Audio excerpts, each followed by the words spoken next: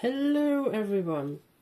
In today's video we're going to talk about how to adjust your clock. And we're going to start with pendulum clocks. Well, we're going to talk about how to adjust all sorts of clock today. But we're going to start with pendulum clocks because that's, well, what most clocks have to adjust. So with adjusting I mean making the clock run correctly, so making it run on time. And if you have a pendulum clock, you are making the pendulum shorter or longer in some way or another. And most clocks have it with here an adjustment screw.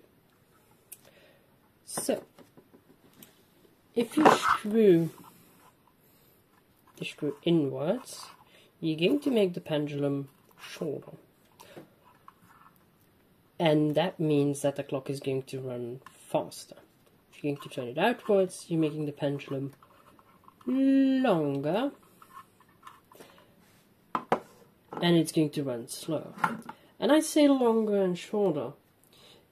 And physically the pendulum does not become shorter or longer.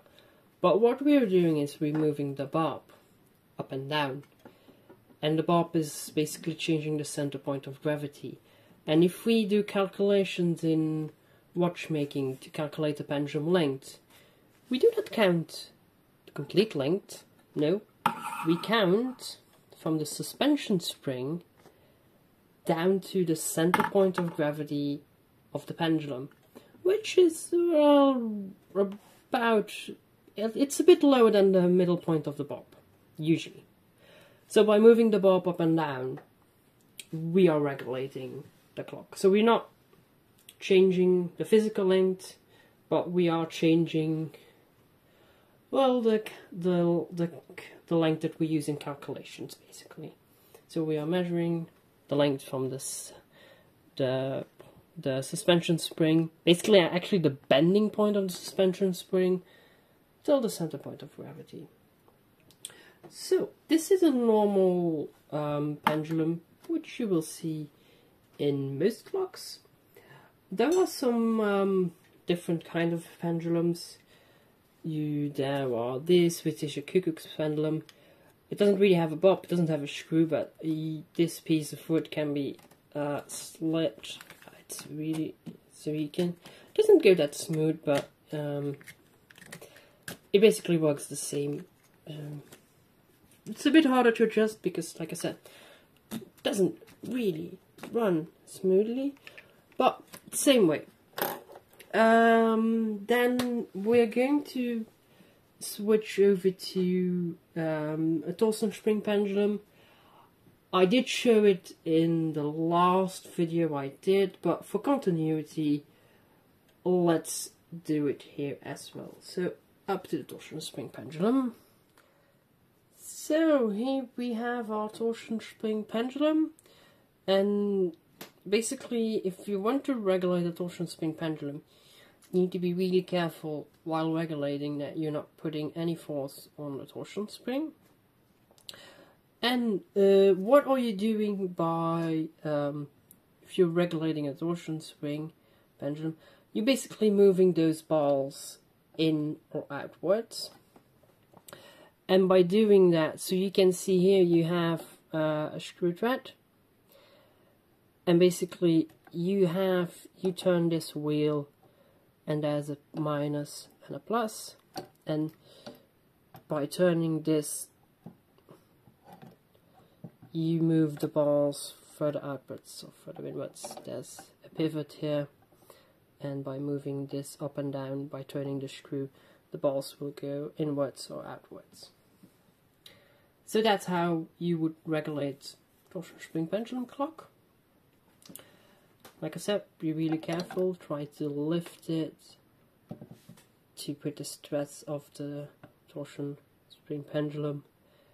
But for the rest, it's pretty much self-explanatory. It's noted, the minus, the plus, so you can't go wrong there. And that's the case on most torsion spring pendulums.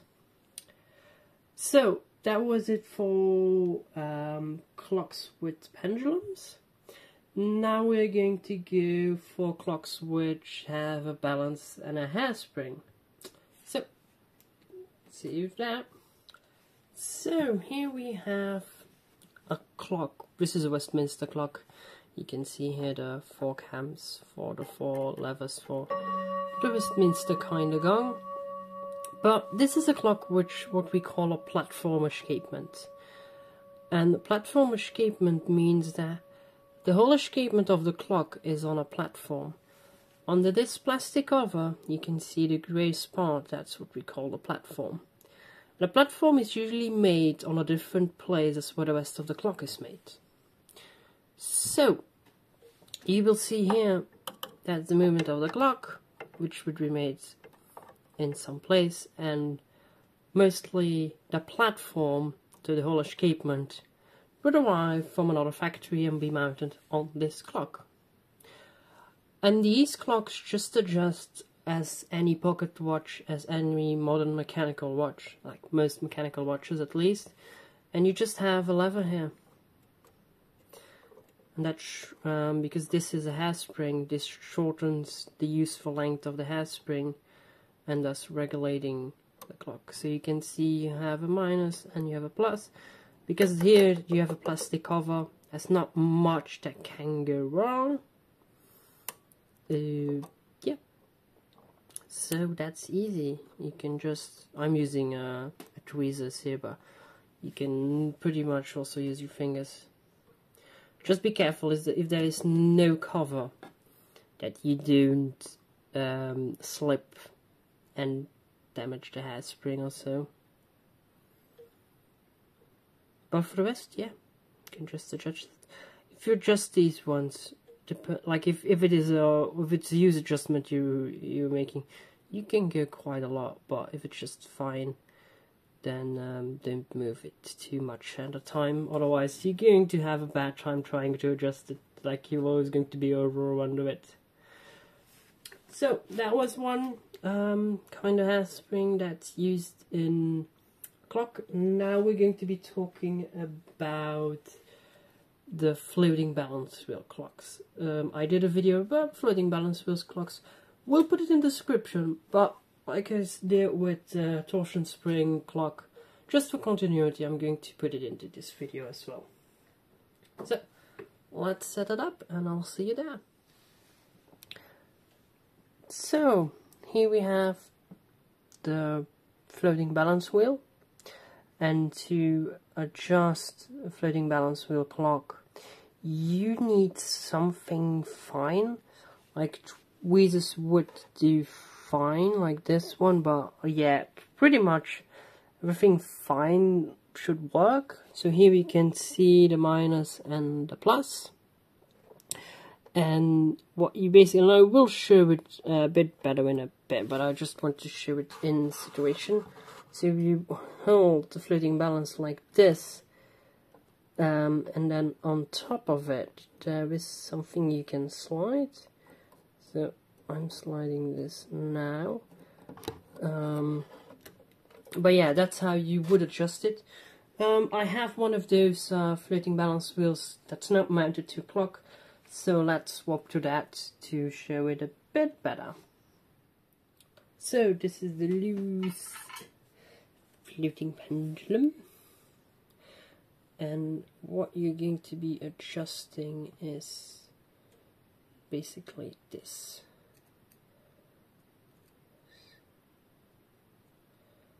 And there are these 2 weights here. There's one here, oops, and there's one there, and you are adjusting those.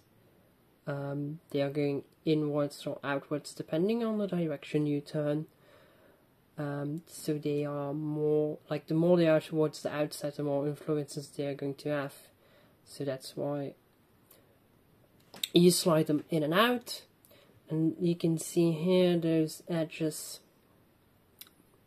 there are holes punched out. That is basically factory calibration, or if a watchmaker did a repair on it and can't make it run correctly anymore, then he will also punch out those holes. But if you want to know more about that, I'd recommend you do go watch the video about floating balanced clocks. I will put that in the description, like I said earlier. So, that is so far for clocks, at least the mechanical clocks. So now we're going to go to alarm clocks and travel alarm clocks, at least the mechanical kinds. So, see you there. So, how to adjust alarm clocks. Doesn't really matter if they are small and fancy like this one, or big and old-fashioned like this one. What matters is the slit you have here on the back. So, you have a plus and a minus here. You have a minus and a plus here. Basically, you get, like I'm holding a screwdriver now, but you could just as well use a tweezers or something else small that you can get into the slit. And there is, this one shows it better. There's a little lever which you can slide towards the minus if it's running too fast, or towards the plus if it is running too slow.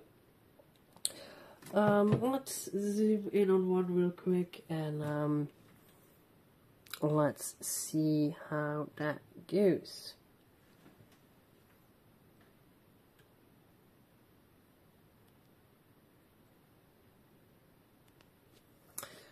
So, you can see here, a bit better, so you can just push it in one direction, push it to the other direction, depending on your requirements. Sometimes they can be a bit rough, like this one, but yeah, it's the general idea. So, now we have had regular alarm clocks. Oh yeah, before I forget, sometimes there is a dust cover. Sometimes it's something you need to slide to the side. Sometimes it is something that you have to screw and then you can slide up or down. It's pretty self-explanatory. I was looking through my whole collection and I did not have one with a dust cover.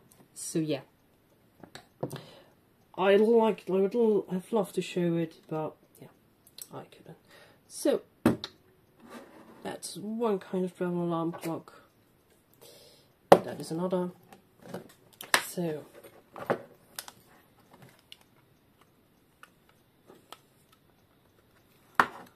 these are all both Europe alarm clocks, but most alarm clocks will be the same.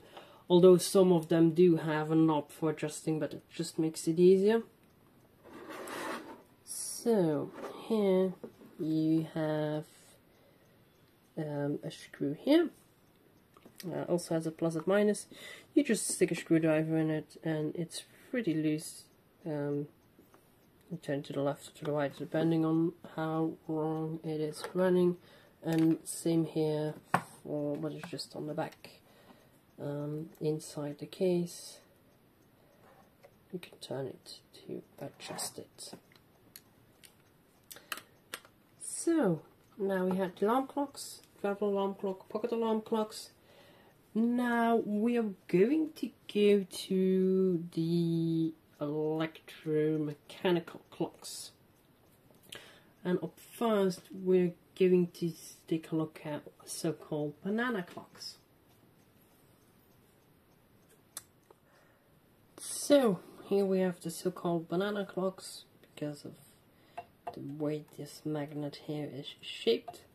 And they pretty much regulate like a typical mechanical clock. So you have here, this kind of replaces the bulb. So if this you can screw in or like downwards, upwards.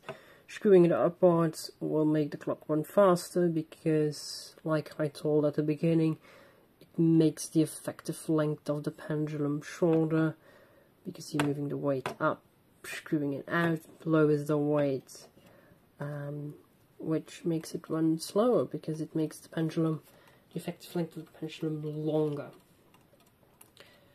So this is also true for like any electromechanical clock that has a pendulum like a normal mechanical clock would. They work exactly the same.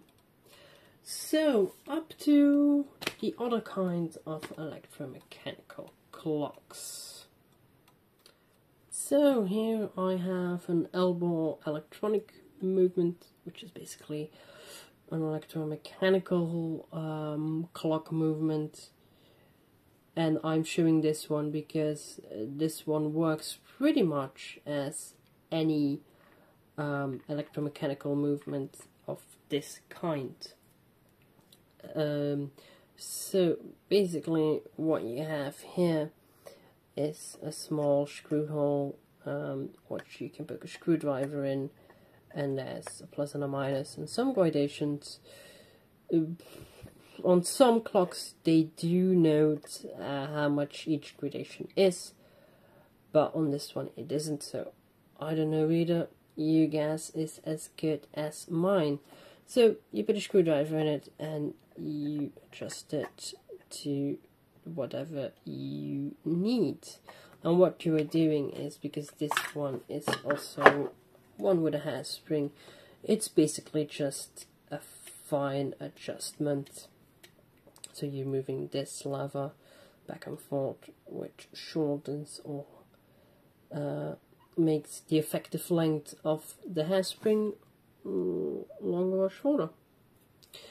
So yeah, that is it pretty much about how to adjust clocks. There is one special method I'm going to show you before I will sum up this video. There are probably other ways of adjusting clocks. I might have forgotten something, but what I cover in this video are basically the main ways of adjusting a clock. So there's one special one I'm going to show you and then sum up this video. So here we have a French mantel clock, and this is something you will probably only find on French mantel clocks, and this is this little knob here that you can see sticking out of the case. That little knob is the so-called client adjustment that French mantel clocks have, and what this entails is that this is the pendulum of the French mantel clock, and it will sit down in the case, not user accessible. So the watchmaker will put it in its workplace in a correct position that the clock will run on time, but because of temperature differences the client may need to adjust the clock at the place where it's going to be standing. So that's why this comes into place. This little knob comes out of it, and like larger pocket watch keys will fit on this knob, and this is basically a fine adjustment. It doesn't have much range, but it should be enough to, together with this already being on more or less the correct position, to adjust the clock. If you don't have a large pocket watch key, like if you use your tweezers like this, that works too. Like a fine needle and splice without striations on them, so you don't damage the knob, is fine too. So yeah, this is basically a fine adjustment. So that was it for this video. So coming back to it, like, why would you want to adjust a clock? Well, even if it comes straight from a watchmaker, then there is a possibility that a watchmaker will repair the clock. It will set the clock. They will set the clock into correct position. But if you have a wooden pendulum, humidity, temperature will change the length of that pendulum. So that's why if you really care about the clock keeping time, you might want to consider adjusting it when it's at your home. And I hope that this video covered almost all clocks that you might have at your home. And if there is a clock that you have at your home and you have no idea how to adjust it, and I didn't cover it in this video, let me know in the comments. I will be able to help you. So, I hope that this video was informative and helped the people who have a clock they might want to adjust. And yeah, I'll see you in the next video. Bye bye.